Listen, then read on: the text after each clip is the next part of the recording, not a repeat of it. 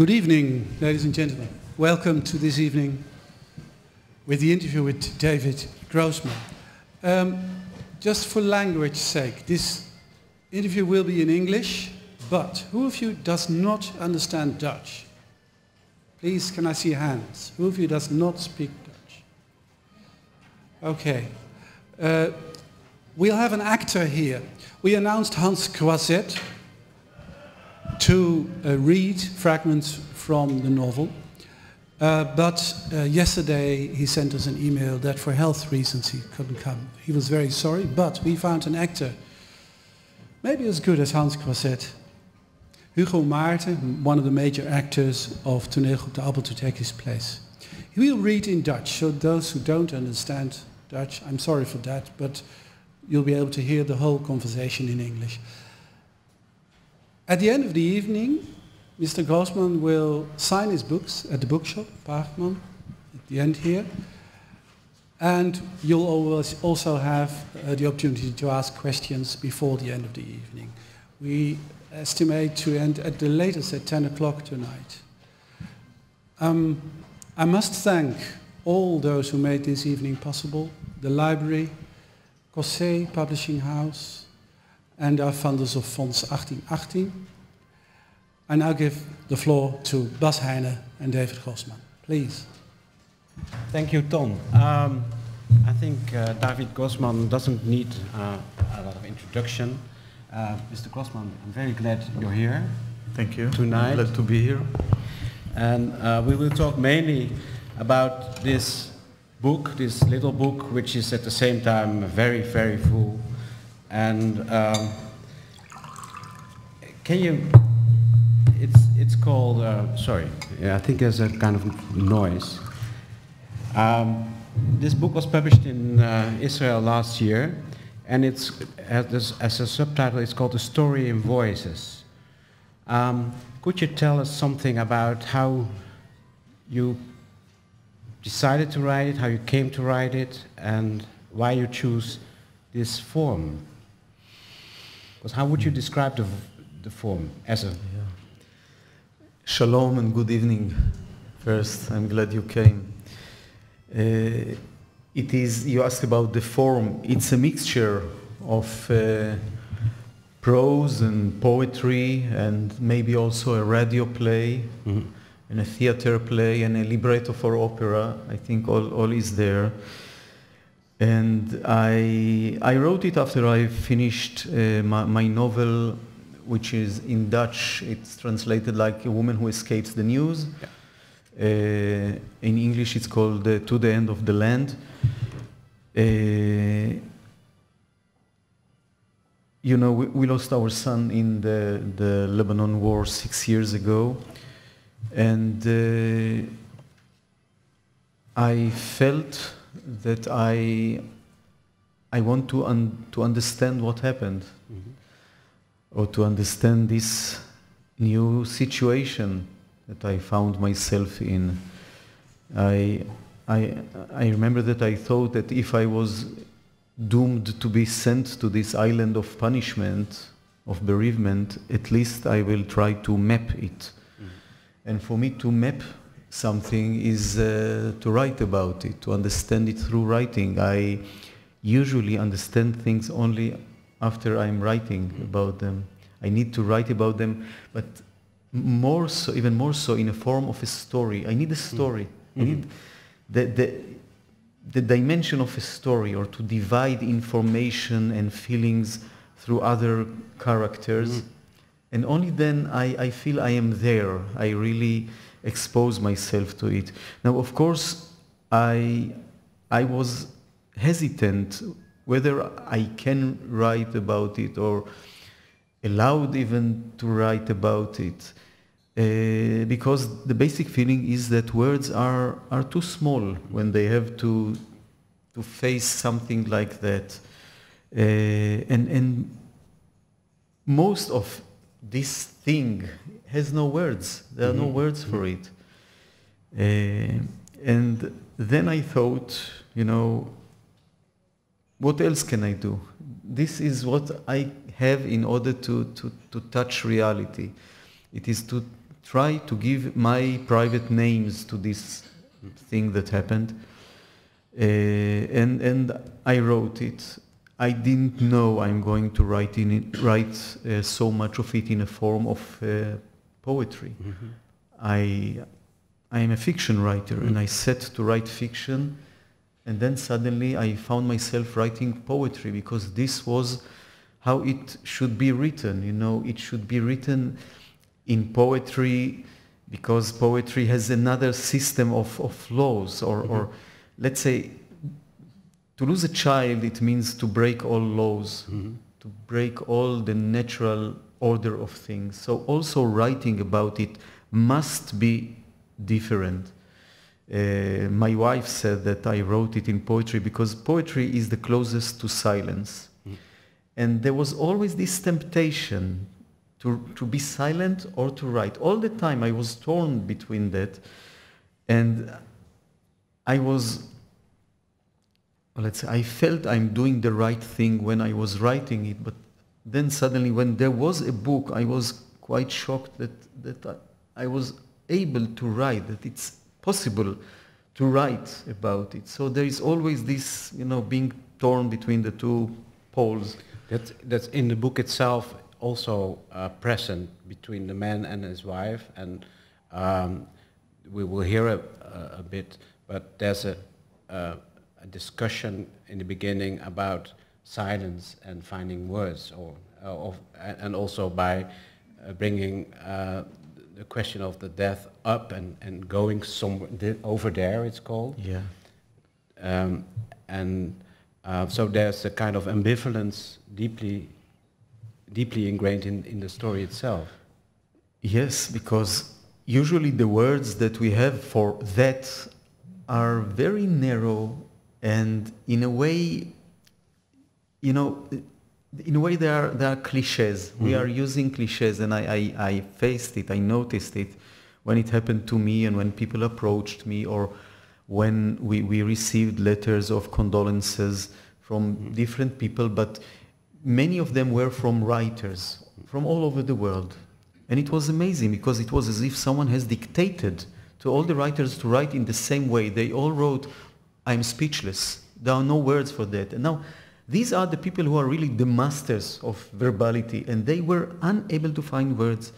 And I think that when we have to use cliches, we feel that we are using cliches. We feel the slight either inconvenience or even a kind of humiliation that we are using words that are not exactly, precisely suit our idiosyncratic sorrow or the idiosyncratic person we have lost.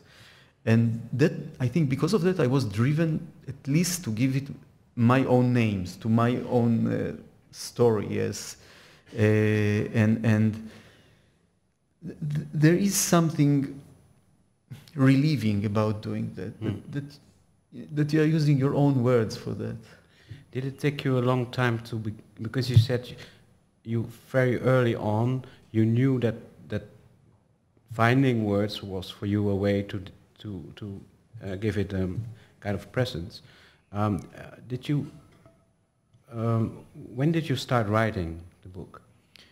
I started it quite near the ending of the other book. The other book was about the woman who, I mean, her son goes to war, and she brings him to the gathering point of the army from which he will be sent to the war. Then she comes back home, and she has this very sharp intuition that something bad will happen to her son. And then she knows she will sit there and wait for the notifiers of the army. And I don't know if you know, in Israel there is a very developed, highly developed machinery of notification. They will come and knock on your door at every hour of the day or the night when they got the final confirmation of what has happened, and they throw it in your face. They have this method of, you know, shocking you. I don't know why. And she starts to wait for the notifiers, and then it occurs to her that it takes two for bad news, one to deliver and one to receive. And what if she's not there to receive? Maybe if she's away, if they cannot find her to really, as she says, to nail the notification into her, maybe until they find her, something is reversible. Something, might be changed in the course of things, might be reversed for, I don't know, even she will gain a day or an hour even. In such situations, even an hour matters. So she runs away from home to the end of the land, the very end of Israel, to the north. And on her way, she almost kidnaps with her a man who is the love of her life and was the love of her youth, and a man who was like a volcano of imagination and passion and love and creativity. But at the War of 73, he fell captive in the hands of the Egyptians, and he came back totally broken in his soul and in his body. And she needs him to be with her because she wants to tell him the life story of her son. Yeah. And she has this feeling that telling the story is the only way she has in order to protect her son. Just, telling all the smallest minutiae of his life, all the small moments of love and caring and efforts and disappointment and worries, all these things from which we accumulate a child in this life. And she believes that this might protect him. When this book was over, I felt that... Did you felt writing, when you started the novel, that it also, with the themes you addressed, I don't know how it developed, but that you felt writing it as a form of protection in the same way as the woman who wants to move away? Yeah, I started writing it 9 years ago. I think maybe even more. No, 9 years ago. And when I wrote it, I know that words cannot protect. Words are not bulletproof. Yeah. But it was a way of being as much as I can with my son, who then went to the army.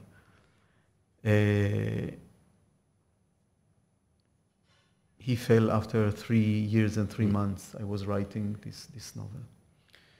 And then, after I finished the novel, I felt I want now to understand the new phase, the new situation. I felt very strongly in me the temptation of not exposing myself to the situation. It is just very painful.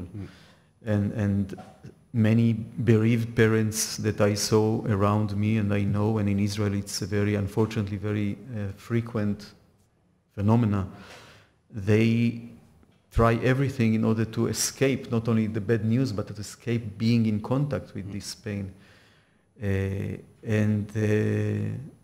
I don't believe in such denials or suppression.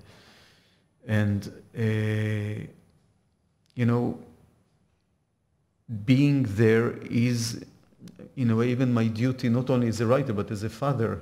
I want to understand what it is, how it is.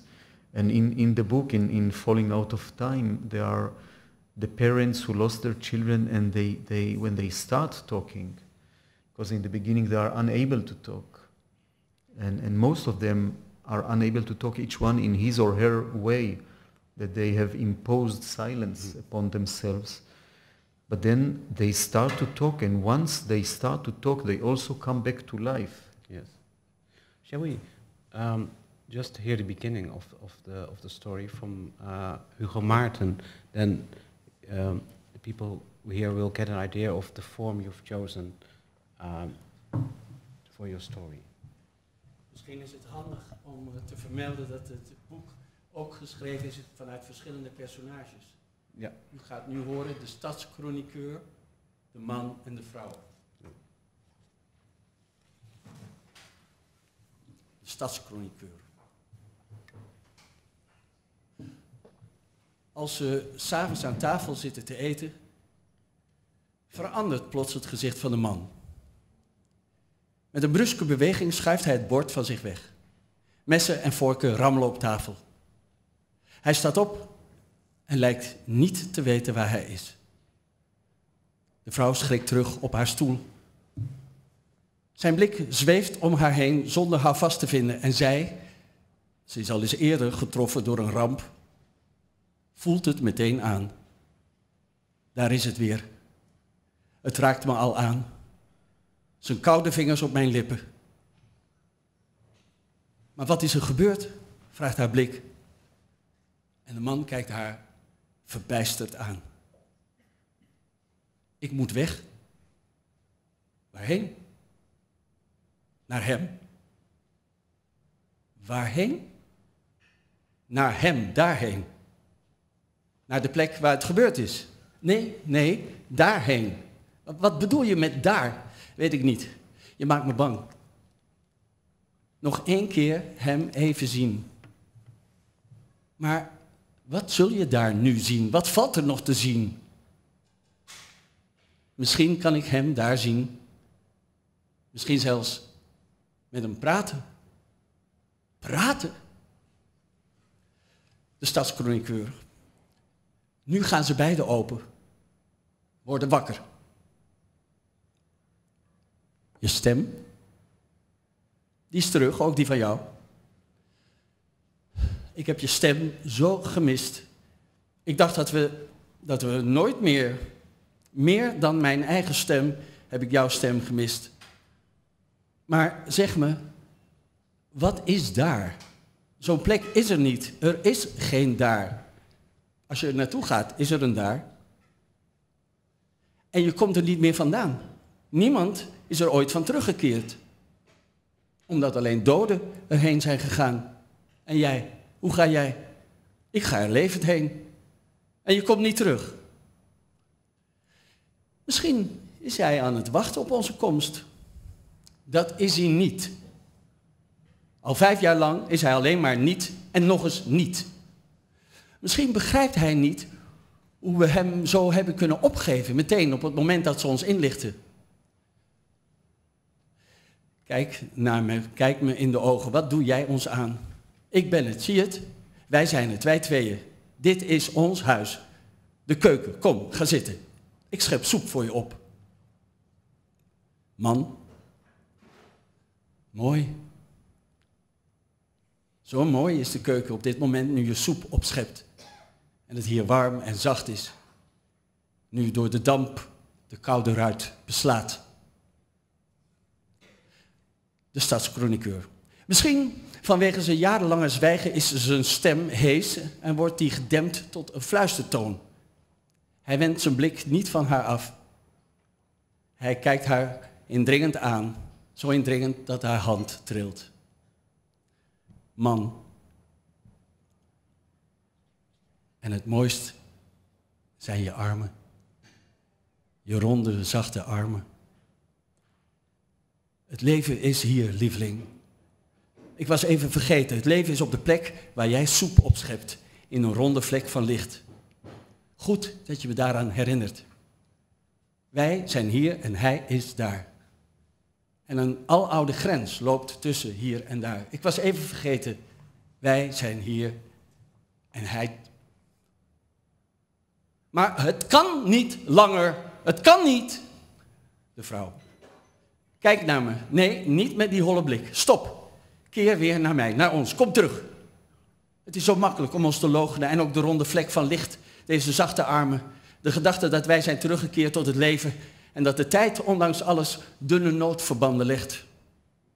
De man. Nee, het kan niet langer zo. Het kan niet langer dat wij, dat de zon, dat de klokken, de winkels, dat de maan, de verliefde paren, dat bomen in de lanen groen worden, dat bloed in de aderen, dat lente en herfst, dat mensen niets vermoeden, dat er zomaar is op deze aarde, dat kinderen van anderen, dat hun licht en warmte. De vrouw zegt, pas op, jij zegt dingen. Het web heeft zulke dunne draden. Dank je, Maarten.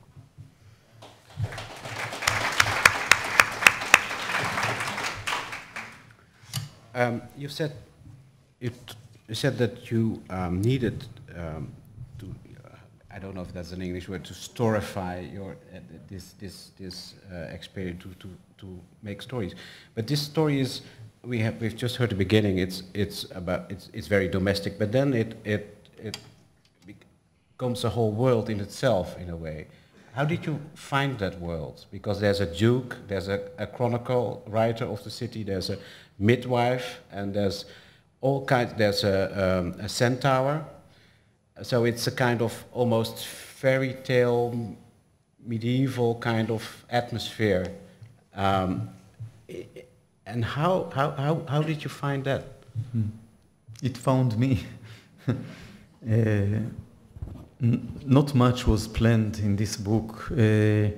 I knew I want to write something that will be relevant everywhere, and it takes place in every time. It's, I think, my least Israeli book, because I think that facing death, or the contact point between life and death, is something universal.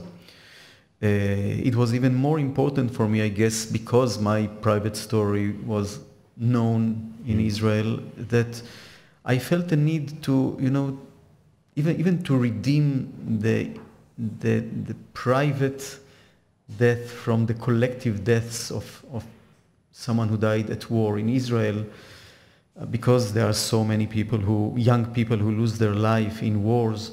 There is a tendency or kind of an atmosphere that they belong to the nation, to the state. And I think it's also wrong, because everyone deserves his own private death. I needed the different characters. Some of them are legendary or fairy tale characters, because I wanted to split, to divide the almost one universal voice of grieving between different characters, and each one of them is in a different phase of his or her grieving. Each one is after different span of time from the time it happened, and they have their very specific language or idioms that they will use, but also there are moments where they unite and become one voice of a choir, like a choir, Greek choir, yes.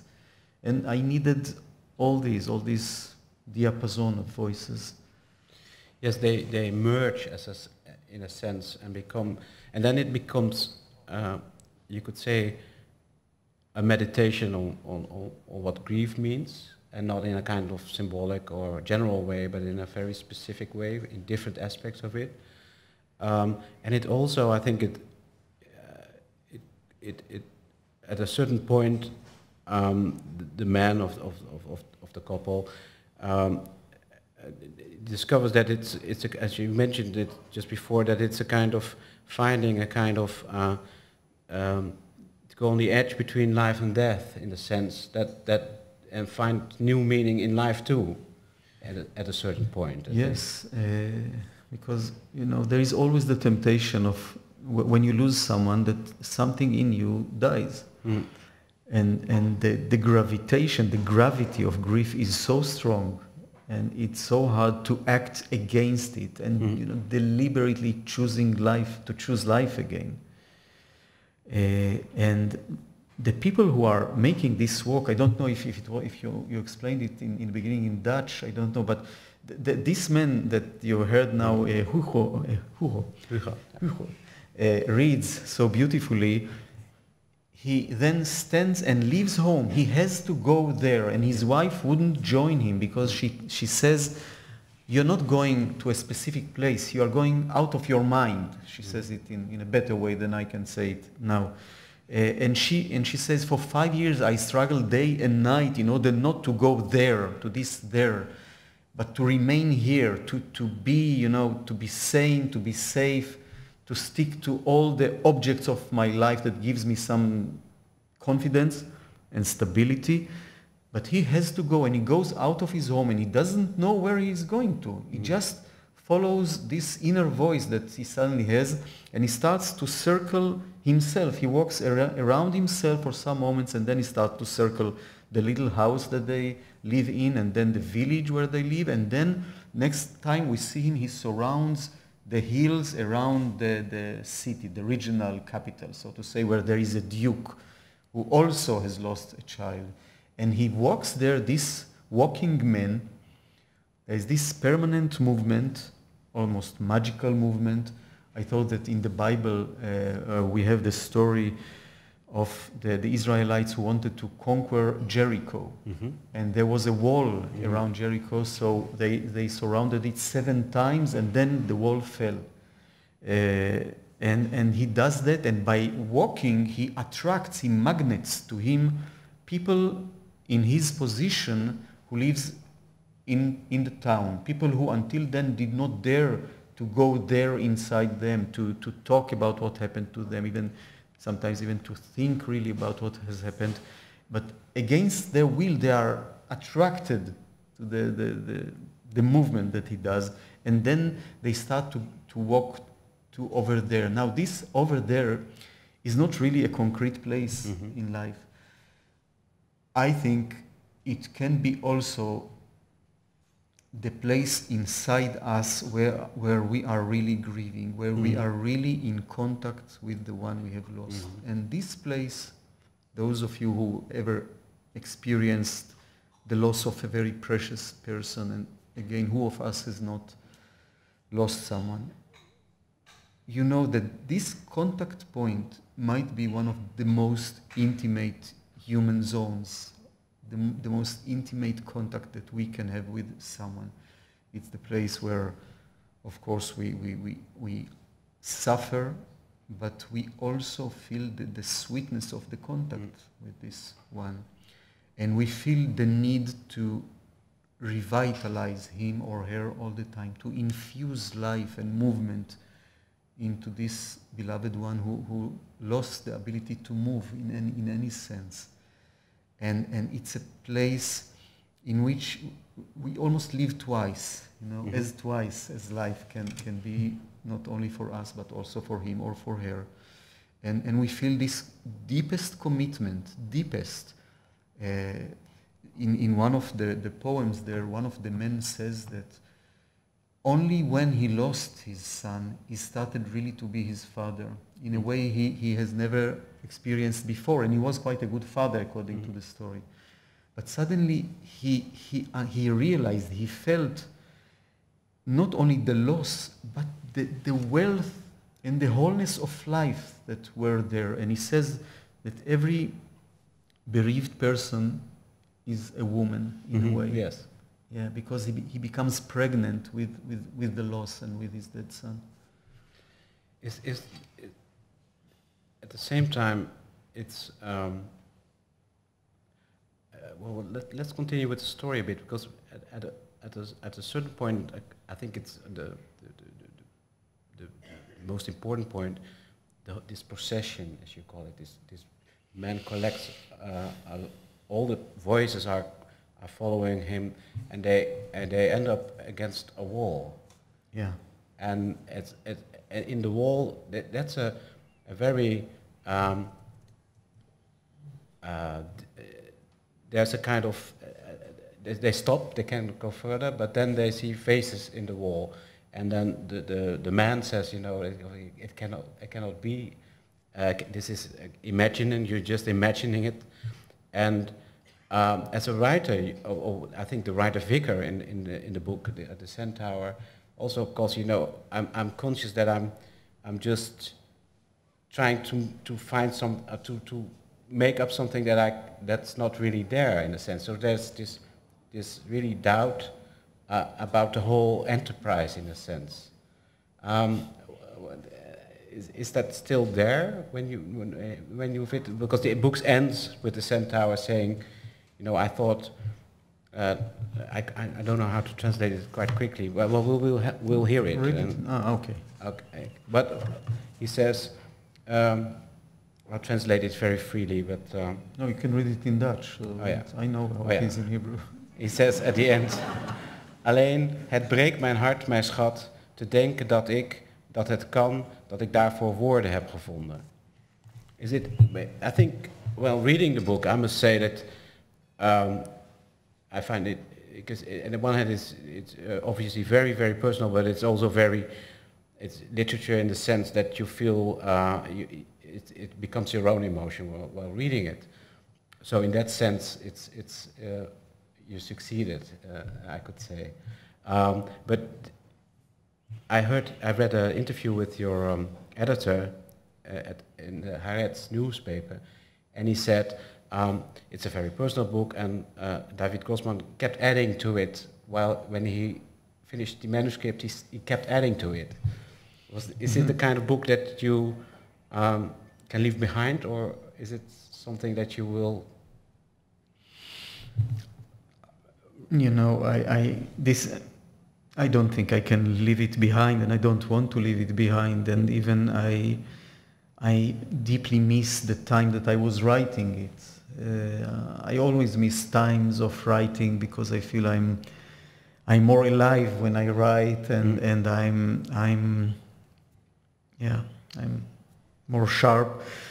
But of course, being in the process, the 2 years that I was writing this book, it's a way of being totally tuned to what I'm writing about and to whom I'm writing about. And of course, once the book is written and has congealed, I am looking for other ways of being there in my way.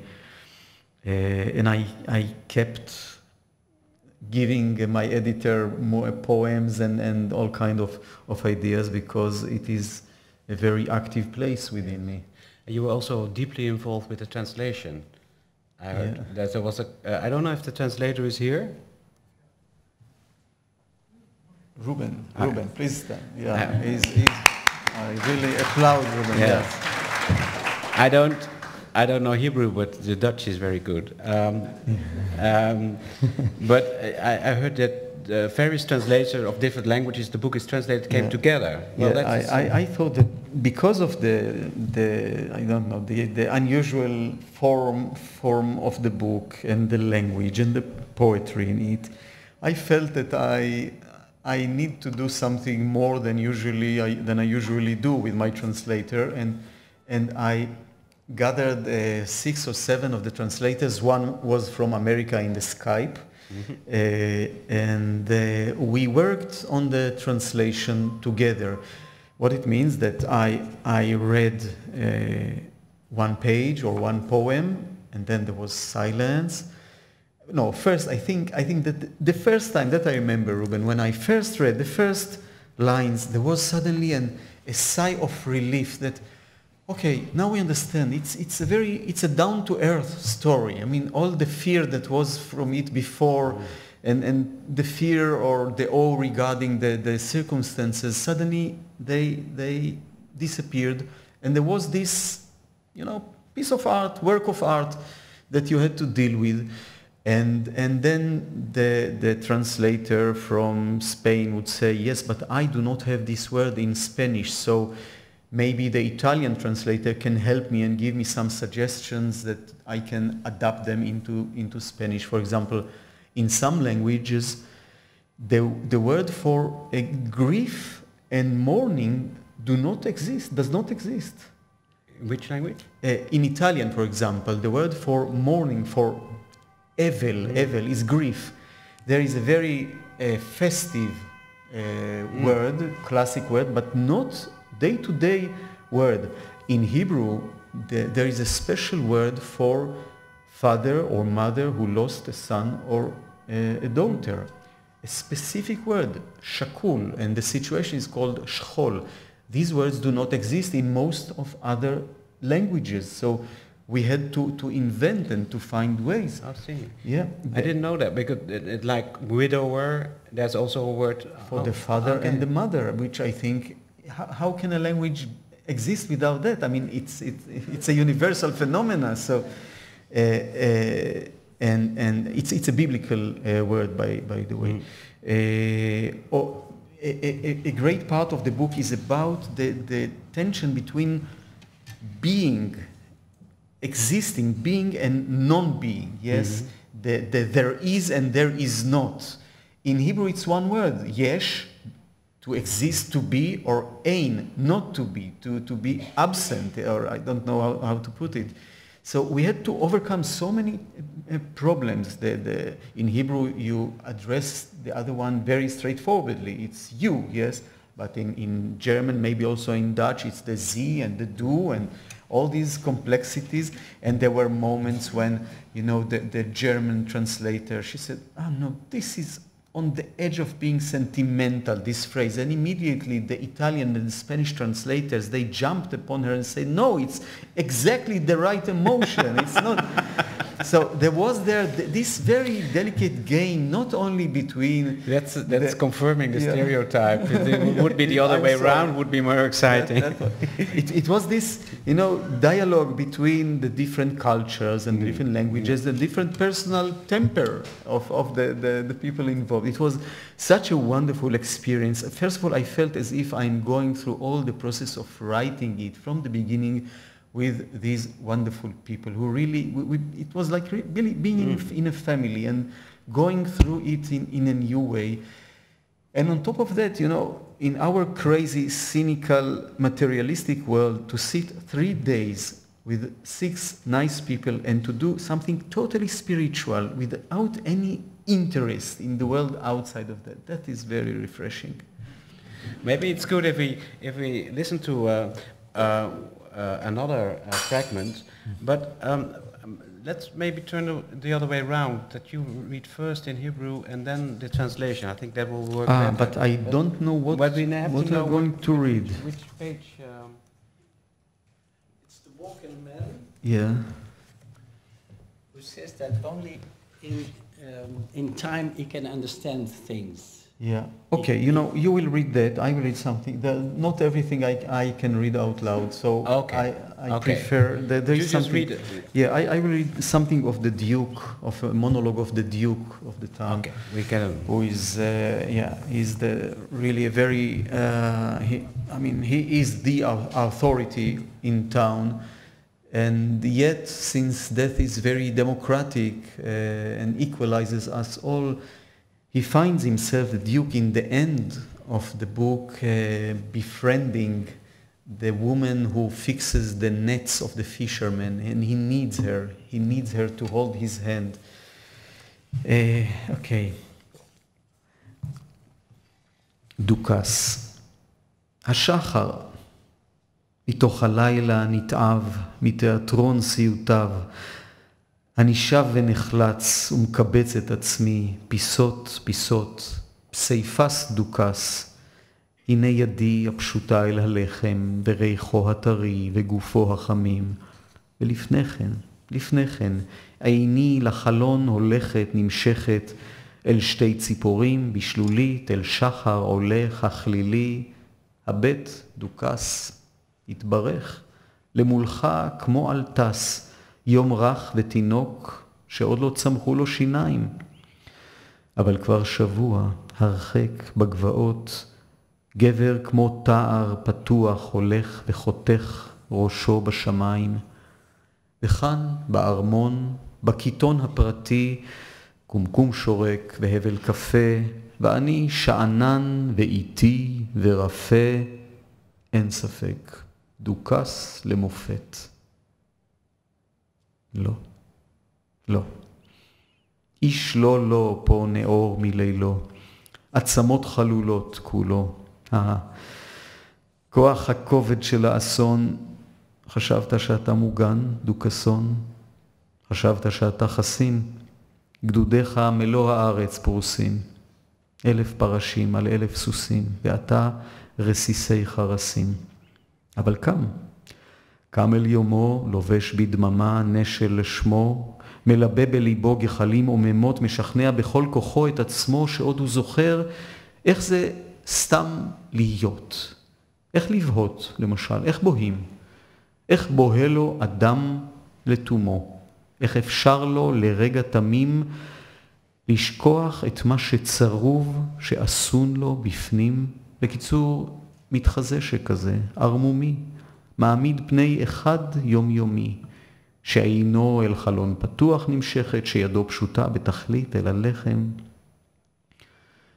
ובתוך כל זה, פתאום אני נופל, צולל. אני רק צל צילו של ההולך שם לבדו, של החורט באדמתי בצעדים כבדים את גזר הדין. כל היש, ילדי הקטן, מחמדי, אבודי. כל היש מעכשיו יהדהד את העין. Thank you. Your publisher said, of your editor said that you didn't discuss the book in interviews in Israel itself. Is that because that the community is too close to you, for you? Or? Israel is not a country, it's a family. And in the family I felt I should print the book, give it to the people. It is much easier for me to talk about it in English. I didn't do even one interview in Israel. And I think the people there understood exactly why it was like that. Okay. Maar Hugo, het tweede fragment. Het is een ander fragment, niet dat wij dat zouden herkennen, maar het gaat ook even terug. Het gaat ook even terug in de tijd. De man is bij zijn vrouw vertrokken om daarheen te gaan. Ik geloof niet dat de microfoon het doet. Wel? Oh, sorry, ja, van hieruit hoor je het niet. Ja.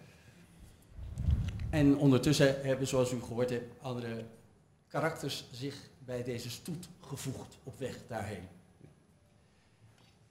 Maar deze tekst is alleen van de lopende man. Alleen dingen in de tijd kan ik dus begrijpen. Mensen bijvoorbeeld, of gedachten, verdriet of vreugde, paarden, honden, woorden, liefde. Dingen die verouderen, veranderen en zich vernieuwen. Ook mijn gemis van jou zit in de tijd gevangen.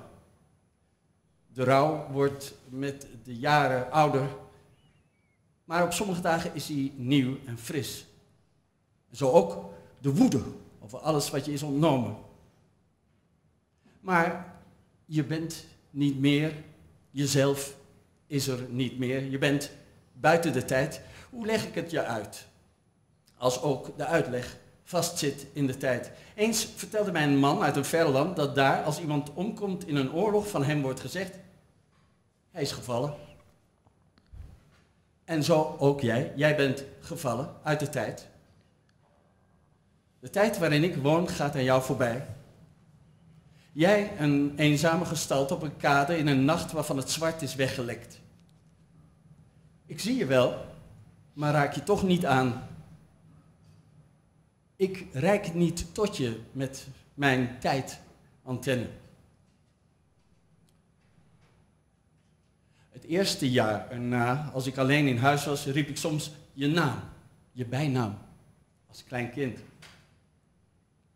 Met een kracht die ik niet had, in een soort van waanzin met ware doodsverachting, bestrooide ik dat korte woord waarnaar ik zo verlangde met alle toverpoeders, zorgeloosheid en geborgenheid, huiselijke sleur, een zielenrust.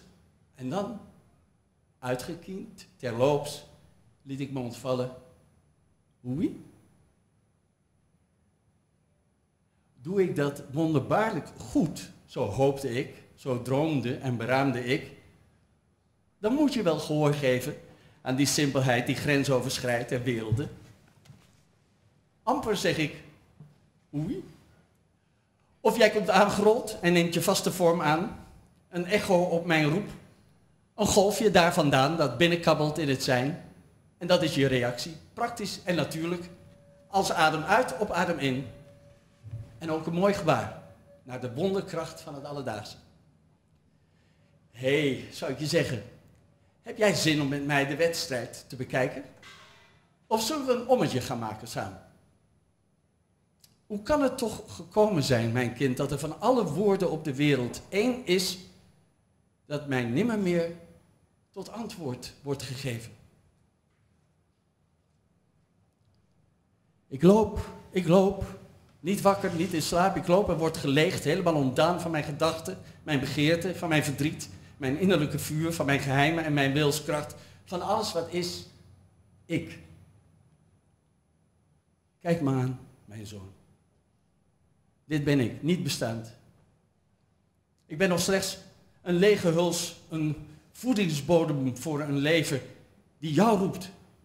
Kom en wees door mij. Vind plaats, al is het maar voor even. Versmelt weer met het zijn. Kom, aarzel niet en wees. Ik ben er niet. Het huis is nu van jou. ingerecht met al zijn leden, stromend binnen en vloeit samen. Het bloed is nu jouw bloed, de spieren zijn jouw spieren. Kom, ja, kom tot wording. Strek je armen uit tot het einde van de wereld. Juich, lach, bulder uit mijn keel, doe gek. Alles is nu heel even mogelijk, want alles is nu. Alles is nu wel. Heb lief, ontvlam, begeer, bespring. Mijn hongerige zintuigen staan klaar. 5 paarden met een schuimal op de lippen. Die staan te trappelen om op jouw bevel te galopperen naar je eindeloosheid. Blijf niet staan, mijn kind. Je tijd is kort, je tijd is afgemeten. Mijn oogleden beginnen al te trillen. Nog even en een keer naar huis. Nog even en de enge logica vernauwt weer mijn pupillen. Snel. Proef alles wat er is. Verslind, ga diep, wees hard. Bedroefd en teder. Brul en beef van kracht en van genot. Mijn lusten zijn van jou en ook mijn kracht. Betover en strooi kwistig met je ziel. Wees de gulle zwaaien van een zaaier. Een waterval van korrelsgraan. Een lichtfontein van gouden munten. Wees vol zoals een zware uier. Wees fel als harde middagzon. En ziet van woede bal je vuisten tot je aders zwellen in je hals. En laat je roeren als een hart. Raak ontroerd als een jong meisje. Wees wijd open, dun van huid. In het wonderlijke schijnsel dat afstraalt van eenmaligheid. Wees één moment, een heel fragment van de eeuwigheid.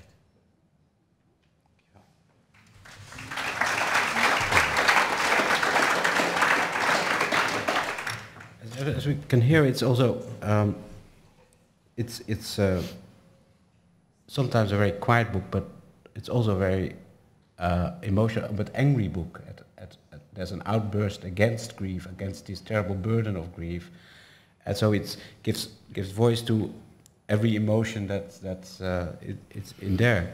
The end of your novel before that, I wouldn't call this a novel in the classic sense, but in this novel you wrote an afterwards. Maybe you should describe what happened. And you said it changed the novel in the sense that I don't know if I translated rightly back, but as a kind of the sounding board of reality was changed in a way by what happened.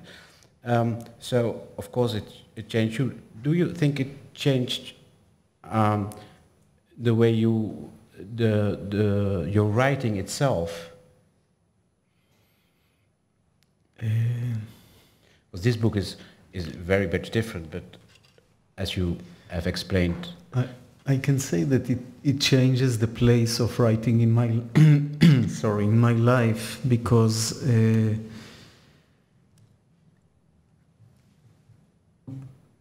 you know, after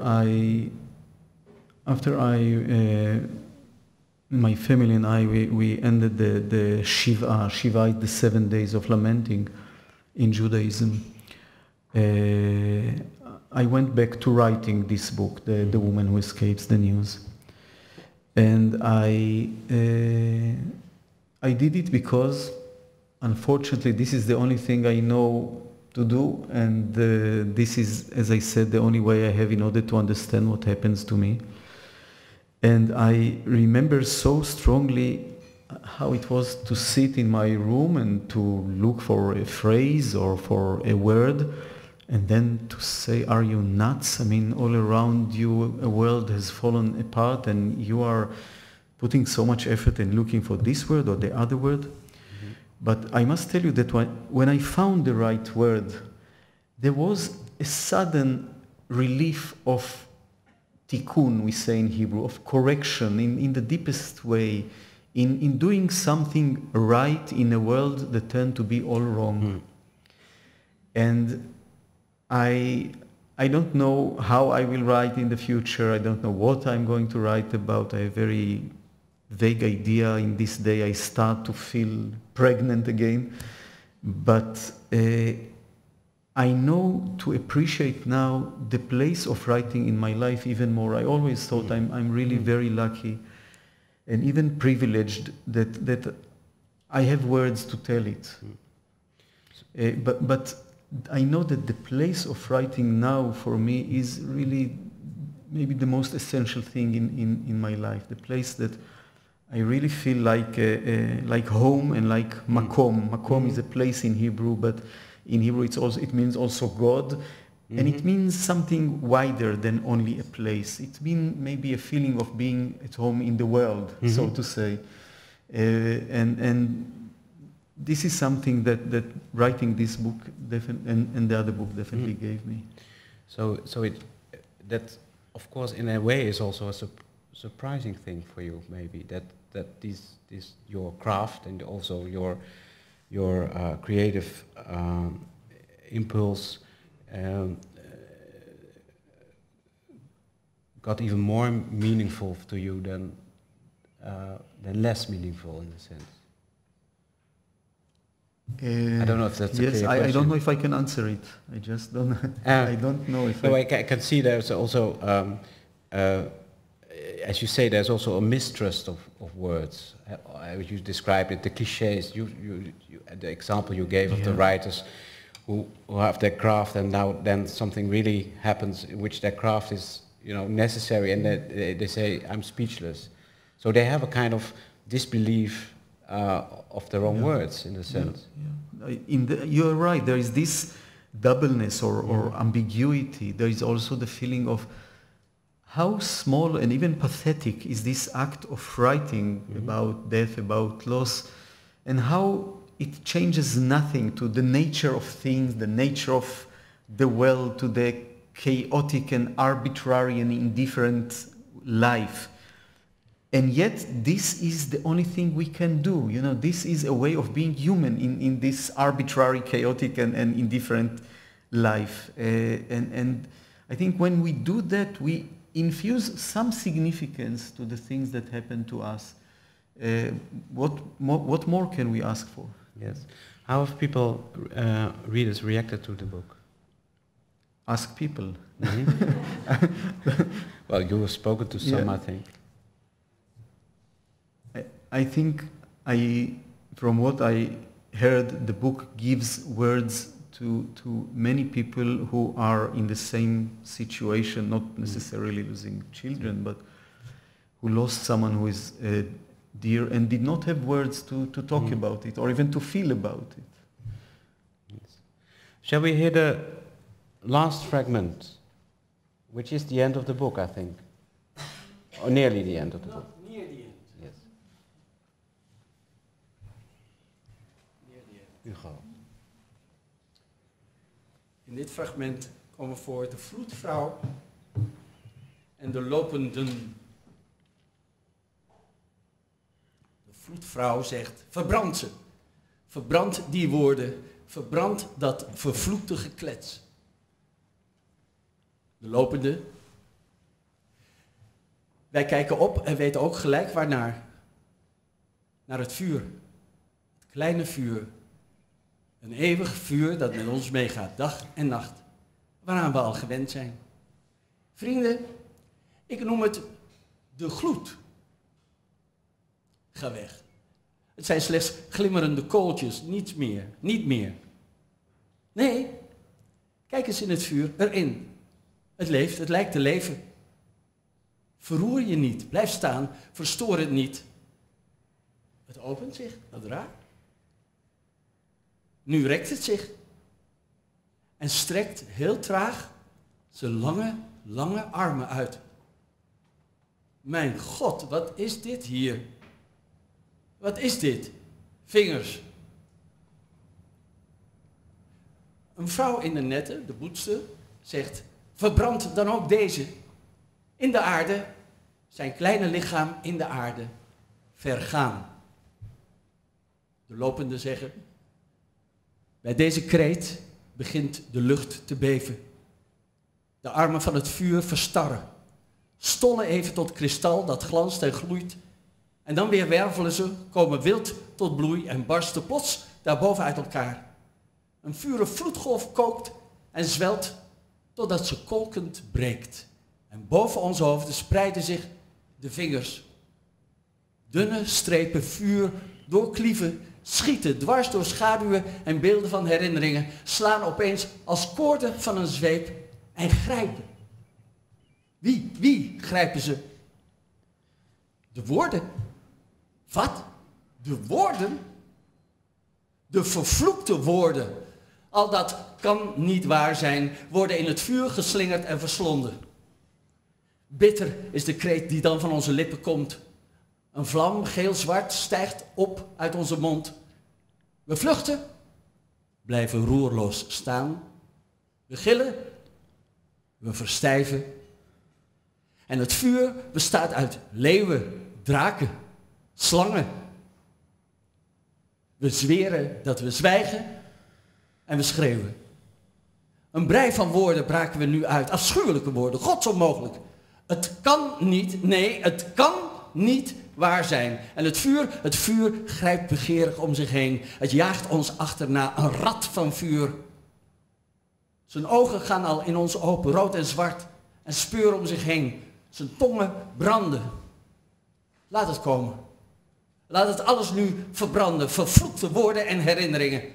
Beelden die we al jarenlang niet meer durven aan te zien. Het verzengt ze, vreet ze weg, verteert ze, slokt ze op, verschroeit ze en verkoolt ze. Ai. Zo janken we of blaffen we het vuur toe. Grijp het, alles, en tot as verbrandt het. Ai. Veras het. En we stikken in de rook. We stikken in de oven van de woorden.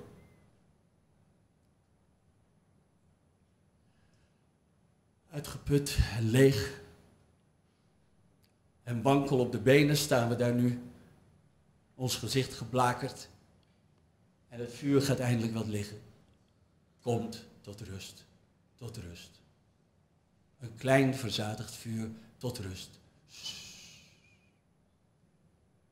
Is gaan liggen. Het slaapt.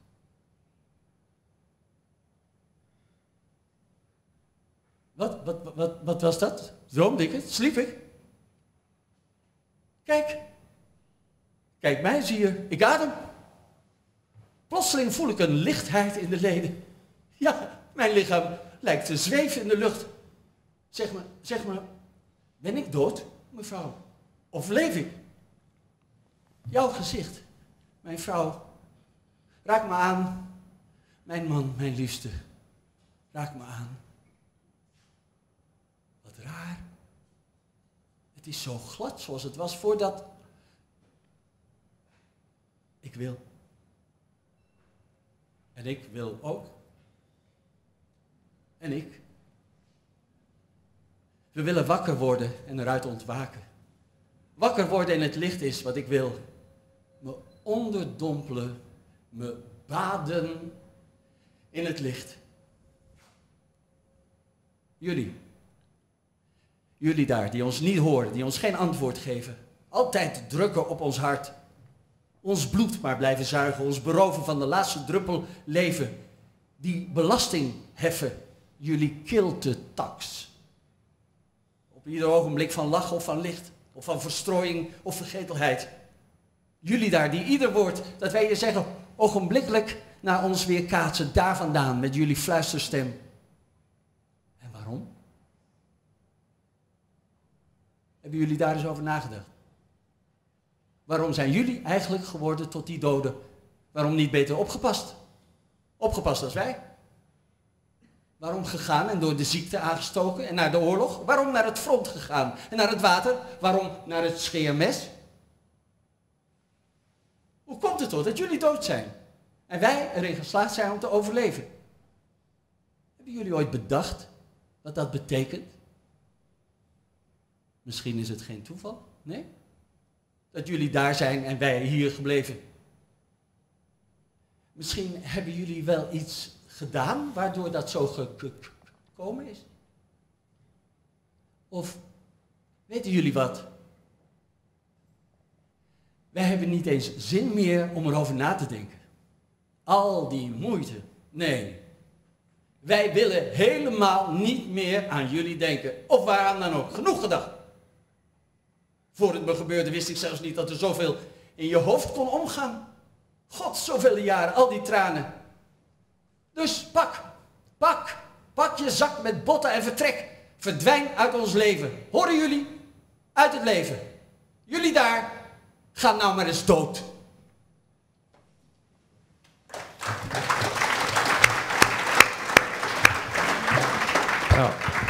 have more questions, of course, but perhaps it's good to ask you if you have any questions or remarks to Mr. Grossman. Please keep it to literary matters and not immediately to political matters. I think it's that's clear, I think. But I can maybe it's not easy. I don't know if there's a mic. There's a mic, so please don't hesitate. Yeah, sir, ladies and gentlemen. yes. Good evening. Good evening. Thank you very much for the very impressive performance we are going through now. It's really very moving, and I think that even the Dutch, you understand it probably, and you know your book, but I think it's also very moving for you to hear it again. I have an observation and a question. The observation is already answered a little bit by yourself when you said that in Ivrit there is a word for a parent without children. That does not exist in the Dutch language. It's not without, it's a parent who lost a child. Yeah. No, Yeah. Who lost a child. Yeah. When you lose your parents as a child, you are an orphan. Yeah. When you lose your partner, you become a widow or a widower. But when you lost your child, there is no name for it. And Tomese, who wrote a book, a small, very beautiful book, The Shadow Child, I think it could be in English, and he tells about his child, which is very young and dies in his sleep. And he writes a little book about that to explain his emotions. And for him, a very big frustration was that there was no word in Dutch available for him to explain what he was, a parent who has lost his child. And you started saying, I was looking for words, and then I thought already about this, but for you, that is not a problem. The problem is of course, in the end, the same, because losing a child is always a tragedy. The question I had is about translation. My wife and I, we read your book, To the End of the Land, in English, when it was already available in English, and we are living in Australia, I think. And later I saw the translation in Dutch. And the first impression was that must be another book, because the one is called To the End of the Land, and in Dutch, and I think also in Ivrit, the title is more like The Woman Who Tried to Escape a Message. Is there something behind it? Does it mean that the English one is more about Israel and the second one is more about your personal situation, or is it just by coincidence? That's my question. Thank you for both the observation and the question. My American publisher, Knopf, they felt that a woman escaping the news is somewhat clumsy title. And I tend to rely on the decision of my publishers because they know the context and the association and all the echoes of every title. I also thought that what they chose is also right for that book, because To the End of the Land, or Isha Borachat Mibsora as it is in Hebrew, it talks very much about the fear regarding the possible end of the land. We live in Israel with that permanent fear. It's a very strong subcurrent in our national psyche, and especially today, even when we are talking, I mean, there is the fear of what will happen between us and Iran. And for 65 years of the existence of Israel, and many years before it, when the first Zionists started to come into the land of Israel, Eretz Israel, there was always this fear, this lack of confidence regarding the chance of having a future there. We as a nation, we have a very glorious and tragic past, and we have a very agitative present, but the future is always at question. Very few Israelis feel confident regarding the existence of Israel 50 years away from now. I say it, and it breaks my heart, because I wish that we shall have this feeling of solidity of existence as we should have. I wish Israel will become a home, in the deepest sense of home, a place that is solid, that is rooted. But we still do not have a home, and by that we are repeating the Jewish tragedy throughout the Jewish history. I think that one of the definitions for me of a Jew, both as an individual and as a collective, is of someone who never really felt at home in the world, even in the most hospitable places. And Israel was created so that there will be one place where we shall feel at home in. And yet it is not a home. Yet, the borders are moving and shifting every decade. It's like to live in a house with mobile walls, and the ground is always shaken under our feet. So it's not the home it should be. And this title, To the End of the Land, is, in a tragic way, it tells the substance of that book, the fear regarding the future of all Israelis and the fear regarding the future of one family, of one soldier. Another question. There is somebody Oh, here. yes. Gentleman at the front row.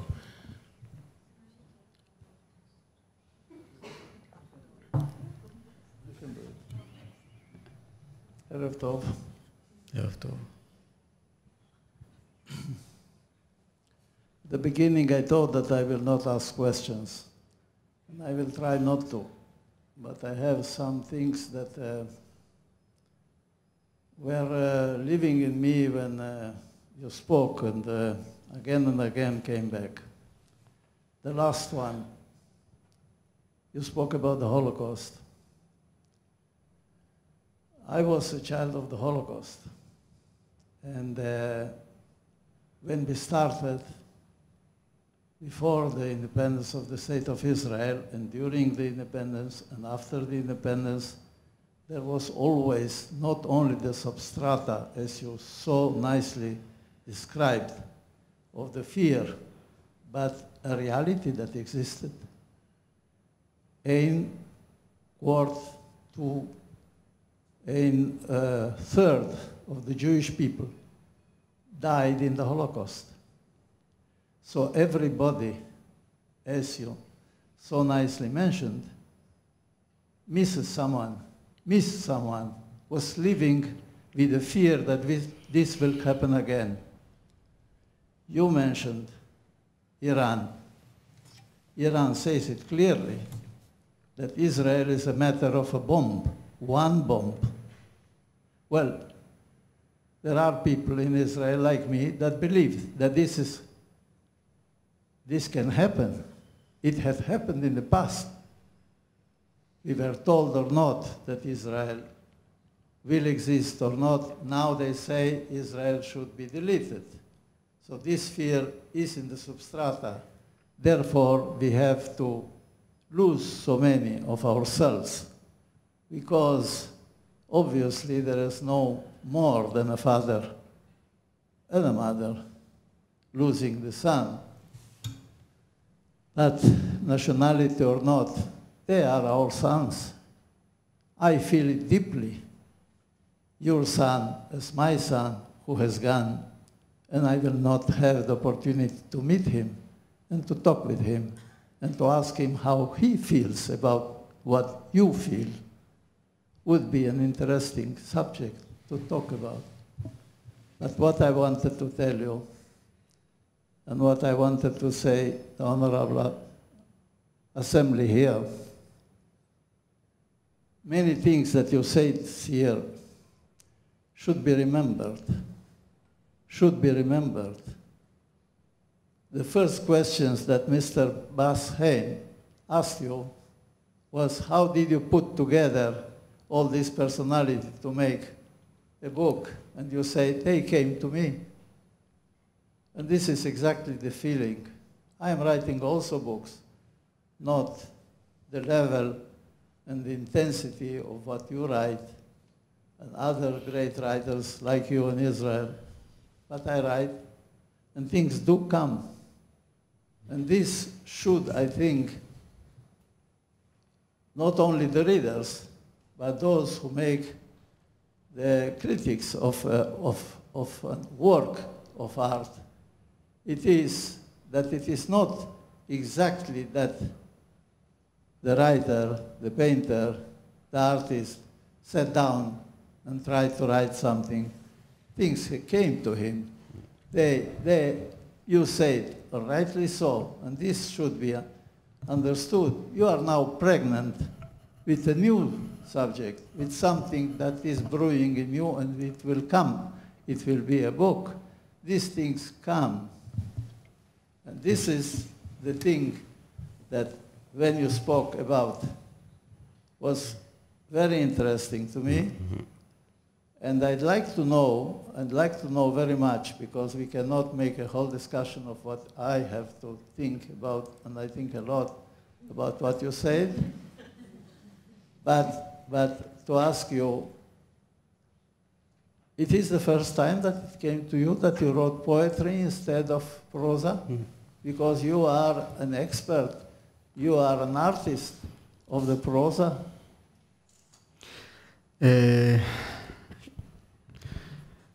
Yes, actually it's the first time. Thank you for what you said. It is the first time that I wrote sheer poetry. And I explained it before why it had to be. I will add one thing. It had to be because of the rhythm. I think you heard the rhythm in Dutch. And there is something that goes together, the rhythm of the poetry and the movement in the story. Because I desperately needed this movement. I desperately needed to feel that I'm not paralyzed in front of what happened. And that was my way to say that. Is it also kind of lamentation, a kind of ritualist? Yes. I find that almost what we call bezweren, I don't know the English word. I understand. Yeah. So that's a kind of, with repeat, but also a kind of rhythm that's important. Is there another question? You can also ask about other books of Mr. Grossman and. You know all, huh? Also. Yeah, there's somebody. Oh yes, it's very hard to see you, but there's another question. He waits for the microphone. Thank you. It's about the big book, the woman that is escaping the news. One of the things one of the features of the book that struck me was how you described being a male yourself. This woman, this mother, in all the feeling and all the details of her response to this part of life. And my question is that just your writer's skill, or was that the grief that you mentioned before that makes us all women and pregnant with grief? What a wonderful question.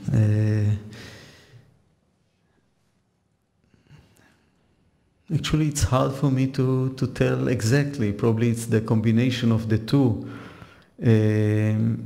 I even was made into a woman of honor by some of my female readers.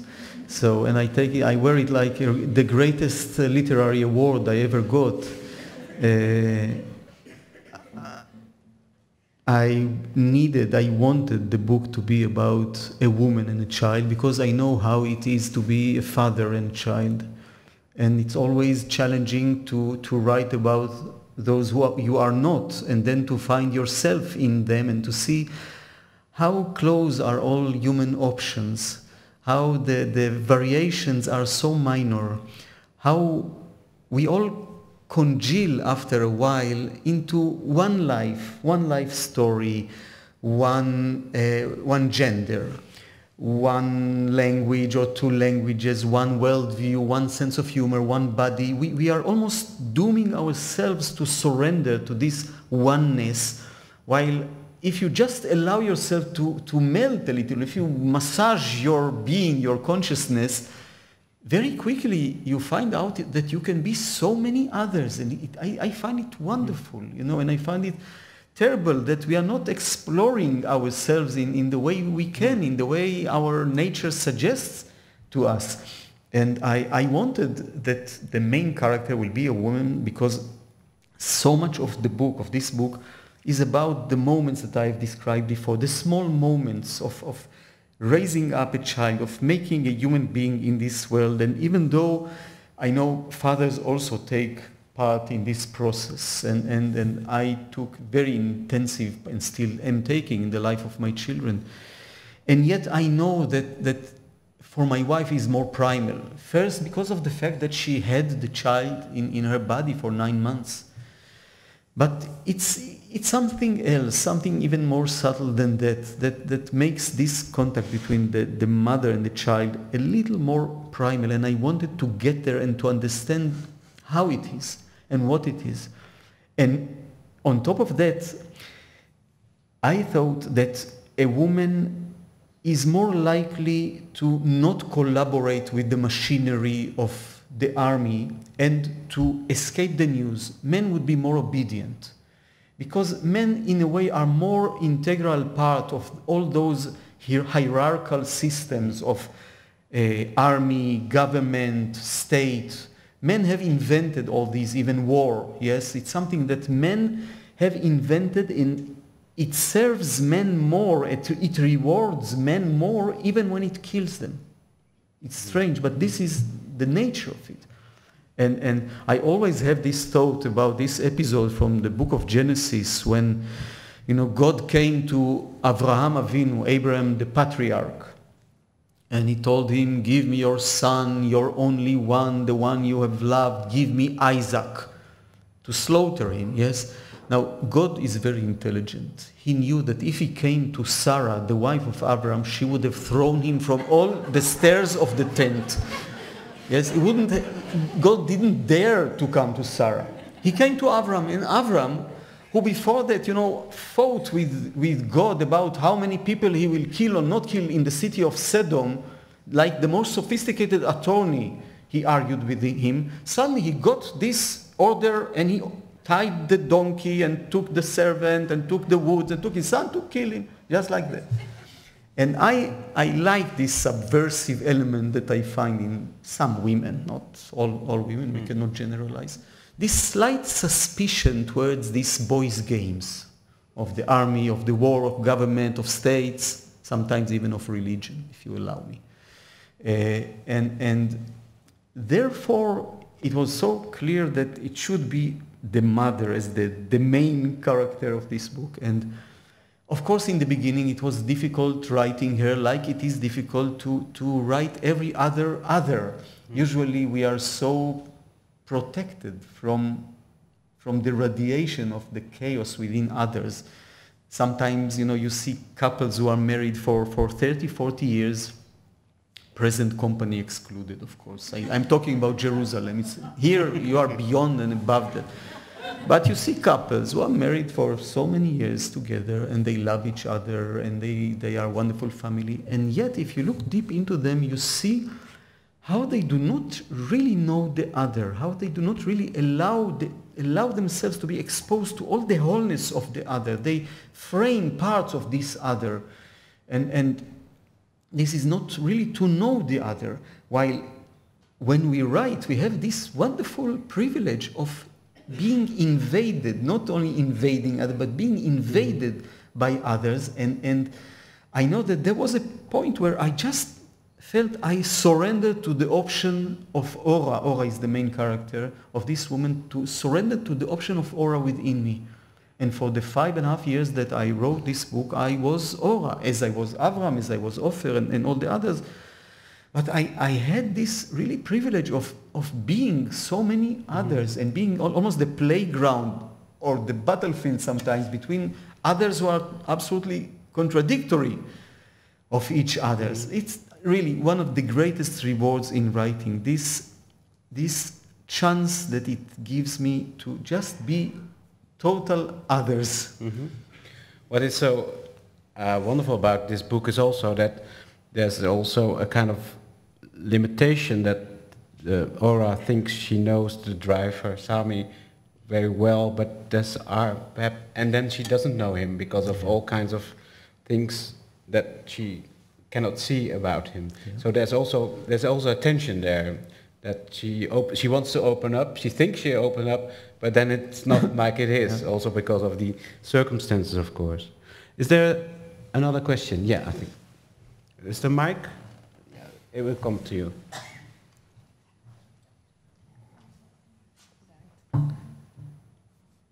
Thank you, Mr. Grossman. David. Yeah. Shalom. Your book, the book that has been discussed just now, I thought it was the most beautiful book I read in years. But I've read more books of you. I can't remember all the titles. Tamar, The Dog of Tamar, The Voice of Tamar, and your first book. And the voice in this book seems different. And you just now said that you've never written poetry before. But I have the feeling that the voice in your other books is more poetic and also difficult to read, more difficult to read than your last novel. You mean this book? No, this is more difficult. She means this, the other woman. One. Yes. Yes. It's also the magical parts. So, is there a difference for you in the voices of your, or the tone of your novels? Every book has its own voice and its own character. And sometimes it's really hard for the writer to admit that he has not so much control on the book, on the voice of it, on the course of the plot, on the characters, as he wants to have. It's a kind of couplehood between the writer and the book that he or she writes. And by the way, this is why I love long processes of writing, 3, 4, 5 years. If you now guarantee to me that the next book will be 10 years, I take it immediately. Because I know it's a process where the book changes me and I changes it. And I mature through it and I understand so many things that I could not have understood otherwise. And one of these things that happen in a book is the way it chooses its voice. And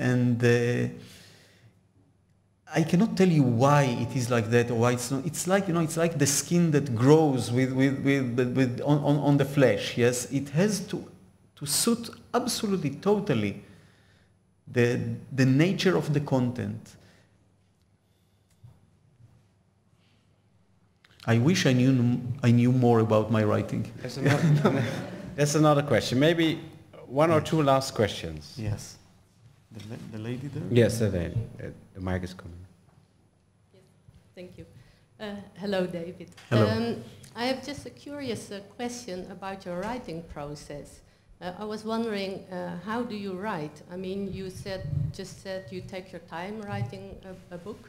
But is it that you write on fixed hours every day, or do you get caught by writing and you can't stop and you end up the next morning going to bed? Or I'm just curious about how you write and whether it differs from book to book. Okay, thank you for the question. I suggest this will be the last one. I write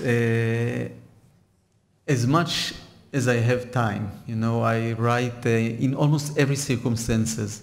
I can write, put me in a blender and I can write. I'm totally indestructible by outside stimulations most of the time.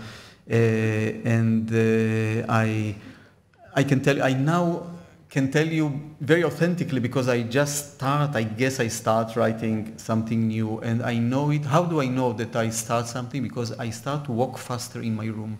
It's a very physical symptom, unmistakable. I just walk hours. I cannot sit. I mean, I have my notebook and I write ideas and all kind of things that come. But basically, in the first 6 hours of the day, I just walk. I think I'm doing something like 30 kilometers in a room every day. Until the walls come down. The walls or I come down.